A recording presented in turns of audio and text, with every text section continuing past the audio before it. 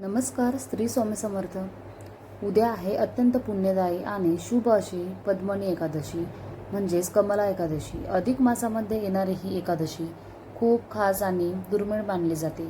या दिवशी भगवान श्री विष्णू आणि माता लक्ष्मीची भक्तिभावाने पूजा केल्यास घरात सुख समृद्धी आणि सकारात्मकता ऊर्जा येत असते. तर आपण सर्वांनी उद्या भगवान विष्णूची आणि लक्ष्मी मातेची सेवा करायची आहे. तर त्यामध्ये सर्वात पहिले आपण सकाळी लवकर उठून आपण सूर्याला अर्घ्य द्यायचा आहे. त्यानंतर आपण एका तांब्यामध्ये किंवा शंखात गाईचे कच्चे दूध घ्यायचे आणि त्यात थोडे केशर आणि हळद टाकून या दुधाने भगवान विष्णूंना किंवा लड्डू गोपालच्या मूर्तीवरती म्हणजेच आपण बाळकृष्णाचा अभिषेक करायचा आहे. त्यानंतर आपण विष्णूजींना पिवळा रंग आवडतो म्हणून आपण याच्यामध्ये आपण पिवळ्या रंगाचं फूल ठेवायचं आहे मंदिरामध्ये आणि घरात सुख समृद्धी वाढत असते. त्यामुळे आपण उद्या विष्णूची आणि माता लक्ष्मीची काही पूजा करणार आहे.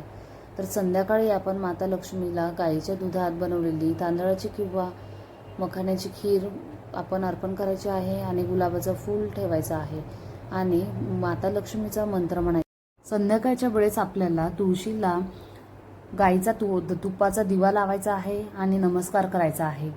तर एकादशीच्या दिवशी तुळशीची पाने तोडू नये आणि त्यांना पाणी घालू नये.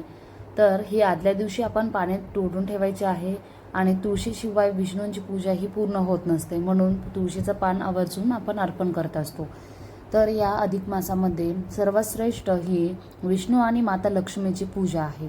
तर येणारे हे प्रत्येक पौर्णिमा असो या एकादशी या दिवशी आपल्याला विठ्ठल रुक्मिणीसोबत आपल्याला विष्णू माता लक्ष्मीची आणि विष्णूची सेवा करायची आहे आणि पौर्णिमेला सुद्धा.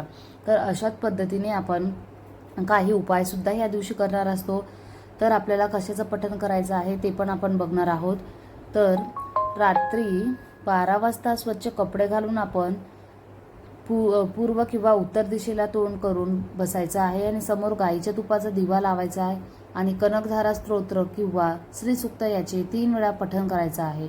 तर यामुळे आपल्या घरातील मोठे आर्थिक संकट टळत असते आणि अडकलेला पैसा परत मिळत असतो असे.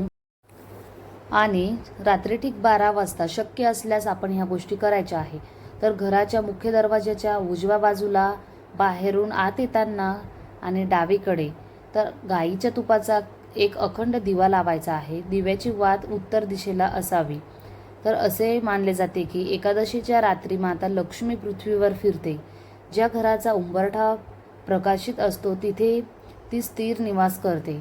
आणि उद्याची जी एकादशी आहे ती दुर्मिळ अशी आलेली आहे. ही 3 वर्षातून एकदा या अधिक मासात येत असते, म्हणून शक्य असल्यास आपण 12 वाजेच्या वेळेस दिवा नक्की लावा आणि तुळशीच्या किंवा कमळगट्ट्याच्या माळेने ओम नमो भगवते वासुदेवाय नमः किंवा ओम श्री महालक्ष्मी नमः या मंत्राचा जर 108 वेळा आपण शांतपणाने जप करायचा आहे. शक्य असल्यास आपल्याकडनं जे काही होणार आणि या दिवशी जी काही आपण सेवा करत आहे ती थेट भगवान विष्णू आणि माता लक्ष्मीपर्यंत पोहोचते.